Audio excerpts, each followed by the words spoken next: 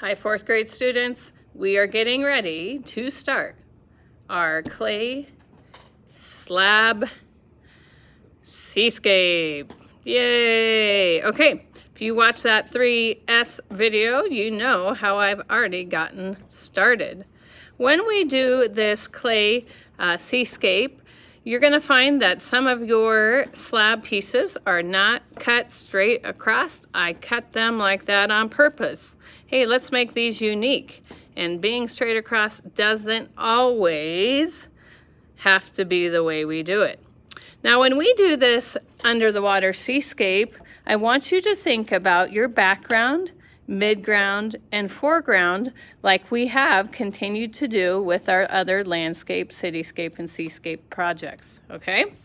Now, I have already attached a piece, and actually before I get going, let's talk about the supplies you're gonna need and be sharing at your table. A fork, a pencil, an old pencil is the best. One without an eraser is good too. You will also have this clay smoothing and cutting piece. And at your table, you should also have some things like some dried up markers. We like those for texture, some straws, and you might find some other great little gems like popsicle sticks in your little supply bin at your table. Okay. Now, we are going to start step one here with thinking about our plant life. Now, I've already attached, using the 3 S's, this little thick piece along the bottom because we need to create a foreground. Now, a foreground, remember, is in the front of your landscape, and this is where we really show the texture to the sea floor. Now, I'm just securing this piece down a little bit more. And I wanted to, I'm gonna see if I can move my camera up just a little so you guys get a more of a bird's eye view. Okay, and this does not have to be straight across. It could kind of be hilly from one side to the other. Some things that you guys can add to the sea floor would be, a great texture might be dots. And I can use my pencil tip, or I can use the back end of my pencil. Okay?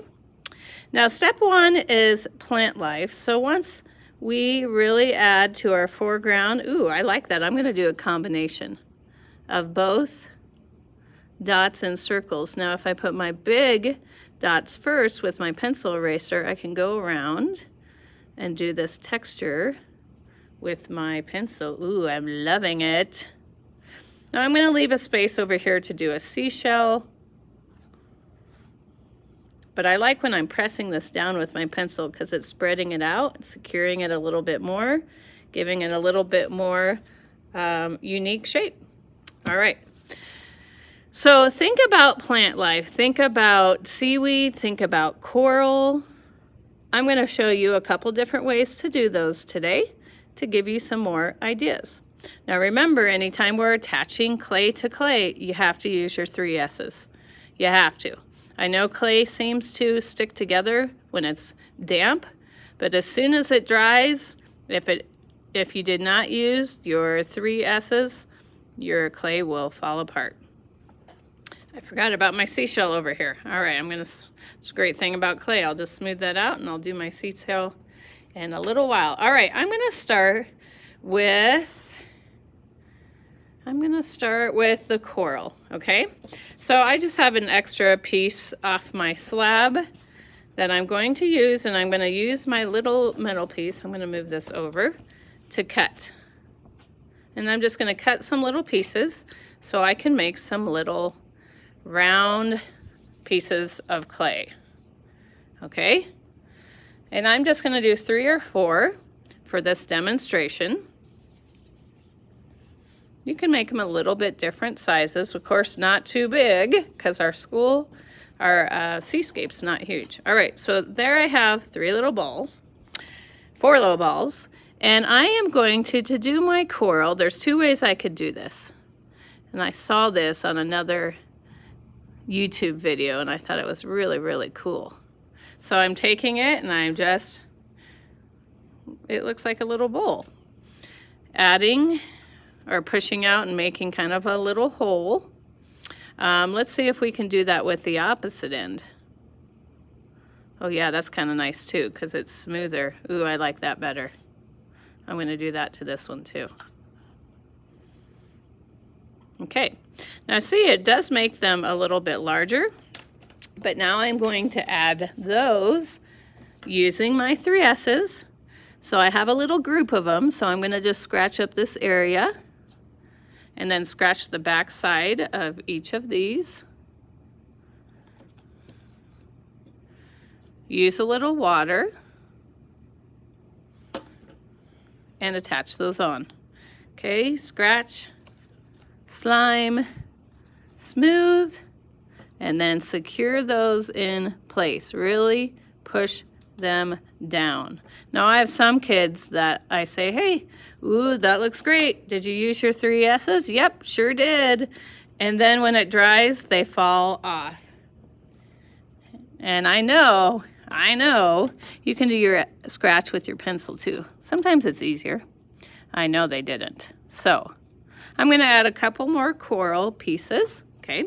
Another one we can do is seaweed. Now I made some really, really thin kind of leather-like clay for you guys. And this is going to be great. You can take your tool and you can cut this into small strips. Just like that. Okay. So I'm going to just slide my piece. I'm going to get 4 or 5. I like odd numbers, so I'll probably get 5. Ooh, that one's too big. I'm going to now cut it in half, though. All right, now I have these great pieces. I can smooth them out before I attach them if I want that look. But look at, they're the perfect width. They're easy to manipulate and form into my shape. Okay. But of course, I got to use my 3S's. So I'm going to put these over here. Now, before I attach these, remember we have to think about the background too. And when we are drawing a landscape, we usually draw things smaller in the background to make it look like it is farther away. And remember, we can do that with this. Scratching each piece and securing it on. Don't ever get lazy with this part, okay? I'm just really attaching the base of it.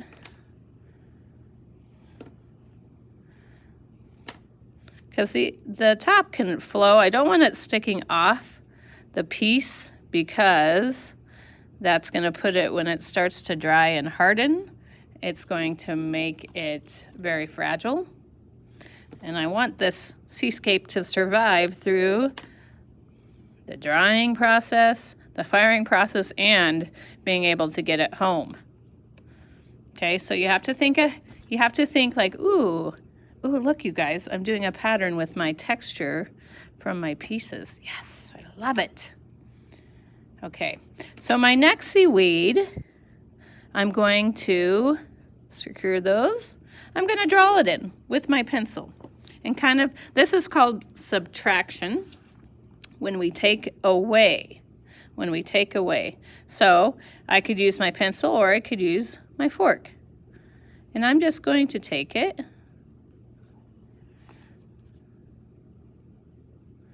And first I'm just going to do lightly like this. Maybe I'll do some round shapes. I could even carve right in and really subtract.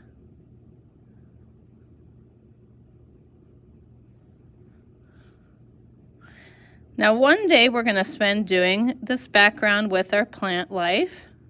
And then the next day we are going to, ooh, what do you guys think this straw would look like? Ooh, that's cool. Now I could take that straw and put little, ooh, this would be great for fish bubbles too, wouldn't it? Put a little texture.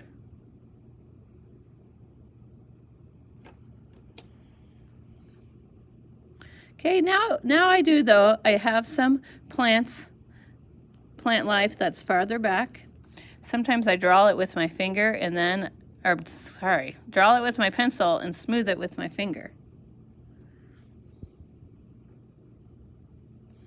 So we're still thinking background, midground, foreground, and creating interest. I am going to go through and add some more textures and smooth out some other parts. But I think this is a pretty good start to my background for my ceramic seascape. Love it! All right, see you at step 2.